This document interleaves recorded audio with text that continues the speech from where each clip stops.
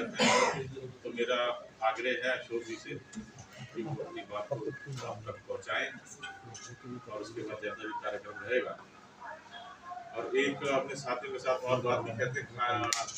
बतियाने से पहले खाने की बात भी हो जाए, तो इसके बाद हम लोग नीचे भोजन का कार्यक्रम भी है। अशोक पार्टी के वरिष्ठ नेता हैं, अभी सब देख ही रहे, लगातार चुनावी समर में है पूरा हरियाणा, जम्मू कश्मीर भी है, चुनाव चल रहे हैं। और इस बीच में भारतीय जनता पार्टी इस तरीके से तीसरी बार नरेंद्र मोदी जी के नेतृत्व में केंद्र में आई। हम सब लोगों का संकल्प है कि फिर दोबारा एक बार मौका हरियाणा की जनता दे, तीसरी बार हम प्रदेश के अंदर नायब सैनी जी के नेतृत्व में मजबूत सरकार यहाँ पर दें। पिछले दिनों घोषणा पत्र पार्टी का जारी हुआ, सारी बातें आपके सबके सामने हैं कि 14 में जो वायदे हम लोगों ने किए, करीबन 287 वायदे उस समय जनता से हमने किए, वो वायदे भी पूरे करें और उसके साथ साथ जो वायदे नहीं भी किए थे उससे आगे बढ़ कर के हम लोगों ने काम किए। 19 में फिर लोगों के बीच में गए, करीबन 250 से ज़्यादा वायदे करके लोगों के बीच में हमने उस समय जनादेश मांगा, लोगों ने फिर जनादेश दिया और आज फिर जो वायदे हमारे संकल्प पत्र में, घोषणा पत्र में भारतीय जनता पार्टी ने किए हैं, क्योंकि उस दिन शीर्ष नेतृत्व भी आया, आदरणीय JP नड्डा जी ने रोहतक से मैनिफेस्टो हमारा रिलीज किया। तो मैं समझता हूँ कि सारी बातें तो आपके पास है, किस तरीके से चाहे वो हमारी बहनें हो, गृहिणी हो, उनके लिए 2100 रुपये का मासिक प्रावधान वो भारतीय जनता पार्टी ने घोषणा करी है कि हम तीसरी बार सरकार बनाएंगे, वो देंगे। नौजवानों को 2 लाख से ज़्यादा रोजगार की बात है, गरीबों को मकान है, किसानों को आप जो कांग्रेस की सरकार 10 वर्ष पहले से लेकर के और 2004 तक से वो जो शुरू हुई, 5 से शुरू हुई, उनके कार्यकाल में देखिए और हमारे में देखिए तो आपको फर्क महसूस होगा। हर क्षेत्र में 3-3, 4-4 गुना मिनिमम वृद्धि हुई है। तो ऐसे में मैं समझता हूँ कि आने वाला समय प्रदेश में फिर भाजपा के माध्यम से इस प्रदेशवासियों का 2 करोड़ हमारे 80 लाख जो हरियाणा वासी हैं, उनका भविष्य उज्जवल हो, ये लगातार कोशिश है। और इसलिए भारतीय जनता पार्टी नई ऊर्जा के साथ, नए संकल्प के साथ चुनावी मैदान में है और जनता का भरपूर आशीर्वाद, समर्थन हर जगह मिल रहा है। मैं तो उस इलाके से हूँ, अभी चुनाव लोकसभा का पार्टी ने लड़ाया उस समय और आज में जमीन आसमान का फर्क। अभी विप्लव जी और हम परसों कालावाली कॉन्स्टिट्यूंसी के जोरडरोही गाँव में,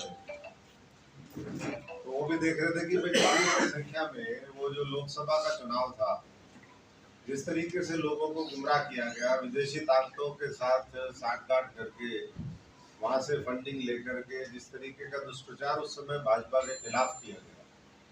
आज मैं समझता हूँ कि स्थिति पिछले 3-4 महीने में बिल्कुल उसके उलट है। लोग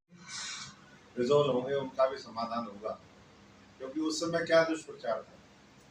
कि भाई ये सरकार किसानों के विरोध में है, ये आरक्षण खत्म कर देगी, ये संविधान बदल देगी। 400 पार जो देश को एक मजबूत राजनीतिक तौर पर स्थिरता के लिए जो जनादेश मांगा था, वो पूरे विपक्ष ने मिलकर के, जो इंडिया अलायंस था, उसने उसको जिस तरीके से तोड़ मरोड़ की जनता के सामने पेश किया, मैं समझता हूँ कि उसका खामियाजा भी हमें भुगतना पड़ा। ये भी बात कहते थे कि हम सरकार बनाएंगे, जो इंडिया अलायंस था, खासतौर से कांग्रेस पार्टी, लेकिन अब लोगों को एहसास हो गया कि भाई ये तो सरकार के आसपास भी नहीं कहीं, और इसलिए जिसकी केंद्र में सरकार हो, हरियाणा का 50 साल का, 55 साल का अनुभव यही है जब से हरियाणा बना है कि जिसकी केंद्र में सरकार उसके साथ हरियाणा चलता है, और जब हरियाणा उसके साथ चलता है तभी विकास होता है। आज पूरे हरियाणा में किसी दिशा में भी आप चले जाए, नए नए हाईवे पूरे भारतवर्ष के साथ, चाहे बॉम्बे से लेकर के गुजरात हो, चाहे ऊपर हमारा जम्मू कश्मीर की बात करें, किसी भी क्षेत्र में आप चले जाए,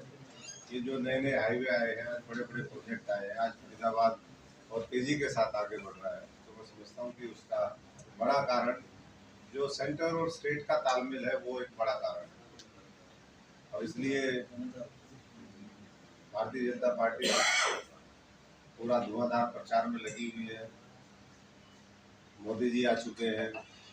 अमित शाह जी लगातार वो भी आ रहे हैं, और दूसरी तरफ जो कांग्रेस पार्टी है वो अभी भी मैं समझता हूँ कि कुछ नेता तो सदमे में है, भाई किसी की टिकट नहीं हुई और किसी की टिकट कटवा दी, या किसी को गुटों के हिसाब से जो है उनकी हिस्सेदारी नहीं मिली। हम तो हमेशा पहले ही कहते थे लोगों को 2019 में इन्हीं दिनों में हम लोगों ने भी, क्योंकि 5 साल 8 महीने उस समय हमने काम किया, सड़कों के ऊपर संघर्ष किया, पैदल चले, साइकिल पे चले, आप लोग भी, हरियाणा के लोग भी उसके साक्षी हैं। लेकिन जब समय आया तो कुछ लोगों ने फिर दोबारा अपने तंत्र मंत्र लगा के, कौन से तंत्र मंत्र है उनके पास पता नहीं मुझे इस बात का, लेकिन पूरा सिस्टम पे फिर कब्जा कर लिया। वही रिपीट जो टेलीकास्ट है 5 साल बाद, वो फिर दोबारा हमें देखने को मिला है। और मैं समझता हूँ कि शैलजा जी के साथ जिस तरीके से उन्होंने किया, वैसे तो उन्होंने कभी हमारा तो साथ नहीं दिया था, साथ देते तो मैं समझता हूँ कि आज स्थिति अलग होगी। लेकिन ऐसे मामले में जहाँ अन्याय और अत्याचार हो, हमारी उनके साथ सहानुभूति भी है और हम साथ भी खड़े हैं। और खासतौर से जिस तरीके की अभद्र भाषा का जो प्रयोग हुआ है एक